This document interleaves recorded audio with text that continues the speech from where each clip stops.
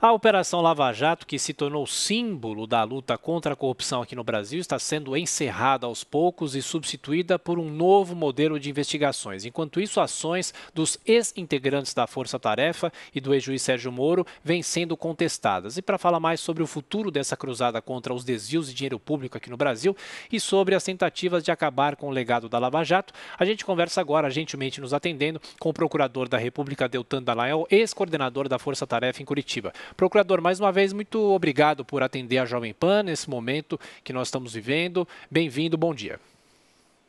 Bom dia, Tiago, Adriana. Bom dia aos ouvintes, telespectadores da Jovem Pan. É uma alegria mais uma vez estar com vocês conversando sobre esse importante tema para o Brasil. Claro.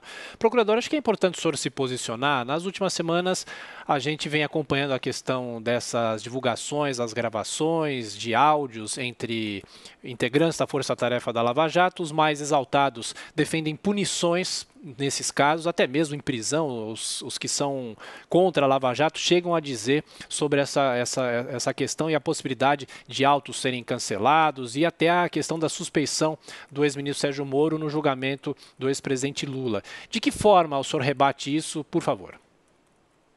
Tiago, a primeira coisa que a gente tem que observar nesse caso é que as pessoas, ninguém alega que ali nessas supostas mensagens que tem uma origem criminosa, que passaram pela mão de hackers e que podem ter sofrido todo tipo de adulteração, que não tem sua autenticidade comprovada, além de serem listas, ninguém alega que ali tem a prova de inocência de ninguém. O que se alega é que teriam sido cometidos supostos excessos. Agora, depois de 2 anos de divulgações dessas supostas mensagens, com um discurso sensacionalista de que existiriam excessos, nada foi comprovado irregular. Veja que tudo que a gente faz, Tiago, absolutamente todo o nosso trabalho fica registrado nos processos, tudo fica registrado nos autos da investigação. Quando você começa a investigar alguém, você, desde a suspeita inicial, tudo fica registrado, a suspeita inicial, os seus atos investigativos, o pedido feito para o juiz, a decisão do juiz, o resultado daquilo. Se tivesse qualquer irregularidade, de fato, os advogados teriam corrido para os autos, teriam apontado essas irregularidades como provas ilegais e teriam derrubado isso, quer na primeira instância, quer nos tribunais. Então, o nosso trabalho foi um trabalho muito sério, legítimo, correto, dentro das regras. Foi um conjunto de 15 a 20 procuradores que se sucederam ao longo do tempo, uma equipe com diferentes visões de mundo unida exclusivamente com o propósito de fazer justiça, de recuperar valores, de responsabilizar pessoas que cometeram crimes, tudo dentro da lei. E agora a gente vive num ambiente intoxicado por interesses nessa discussão, interesses que são interesses diversos da busca da verdade. Procurador, agora a pergunta é de Diogo Schelp. Procurador, bom dia. Essa semana foi noticiado que advogados de condenados da Lava Jato em Brasília, de bancas de advocacia em Brasília, estão pensando em acionar o senhor e o ex-juiz Sérgio Moro no STF, com base na Lei de Segurança Nacional. Entre outros motivos, porque essas mensagens indicariam, por exemplo, que vocês, procuradores, usaram caminhos extraoficiais para obter informações que depois foram usadas nas delações, por exemplo, nos contatos com procuradores da Suíça. Então, eu gostaria de saber se o senhor tem medo, preocupação de que isso possa resultar, inclusive, na prisão de vocês. Diogo, eu tenho absoluta segurança do trabalho feito. O que se questionam seriam supostos excessos que, ainda que existissem e não existiram, não caracterizariam um crime, longe de crime. O que se alega são casos como esse que você mencionou. Se alega que a gente usou, para se comunicar com autoridades estrangeiras, outros canais que não os canais oficiais. E a gente usou? Usou sim. Agora, o ponto isso é legal, isso é legítimo, isso é recomendado por N organismos nacionais e internacionais. A gente nunca negou isso. Isso está nos autos. A gente coloca. Veja só, acabou de ser apreendido droga semana passada numa embarcação a partir da cooperação entre Brasil, Portugal, Reino Unido e um outro país europeu. Para que essa embarcação com drogas fosse apreendida em alto mar, as polícias estavam conversando toda hora, um cara ligando para o outro. Onde é que está a embarcação passando? Eles estão saindo do porto aqui. Não tem como fazer isso por meio dos canais oficiais que funcionam em dias de semana, em horários limitados. O que são os canais oficiais? É você fazer a informação passar pelo Departamento de Recuperação de Ativos e Cooperação Internacional, que é um departamento do Ministério da Justiça. Sempre que você vai utilizar algo como prova numa investigação ou processo, aí sim você faz aquela informação passar pelo canal oficial. Por quê? Porque você precisa demonstrar a cadeia de custódia. Você precisa provar que aquela informação foi colhida por uma autoridade constituída regular num país estrangeiro e aquela informação veio de mãos em mãos sem ser adulterada. Por isso você passa pelos canais oficiais. Agora, todos os tratados que criaram esses canais oficiais, que a gente chama de autoridade central, eles não criaram com um mecanismo de excluir outro tipo de contato. Eles criaram como um mecanismo de adicionar segurança e um canal adicional para esse contato acontecer. Então, o que acontecia? Nós tínhamos contato e temos ainda. Acabamos de anunciar a recuperação de mais de 800 milhões de reais em mais um acordo de colaboração com uma empresa. E o que funciona nesse tipo de acordo de colaboração com empresas que atuam na área internacional, como a Samsung, que foi o caso desse acordo anunciado nessa semana? Esses acordos são feitos em paralelo a outros acordos negociados por Estados Unidos, por outros países, e você tem N reuniões, e não são só o Ministério Público que participa. Nesse caso, por exemplo, participou a Advocacia Geral da União, participou a Controladoria Geral da União, e são feitas várias reuniões com as autoridades estrangeiras para trocar informações, para pensar os melhores caminhos para a negociação, e tudo isso é regular e é legítimo. Se você olhar a própria informação do própria Autoridade Central, que é o Departamento de Recuperação de Ativos do Ministério da Justiça, eles dizem em vários documentos que os canais oficiais não excluem outros canais e que a conversa antes, durante e depois de um pedido de cooperação que passa pelo canal oficial é absolutamente regular, lícita e legítima.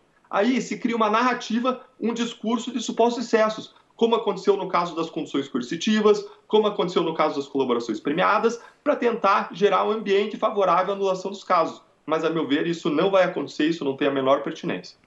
Procurador, como o senhor vê daqui para frente a Lava Jato? A Lava Jato de hoje, ela aprendeu, se adaptou com algumas lições da Lava Jato de uns anos atrás? Ainda tem muito a ser investigado?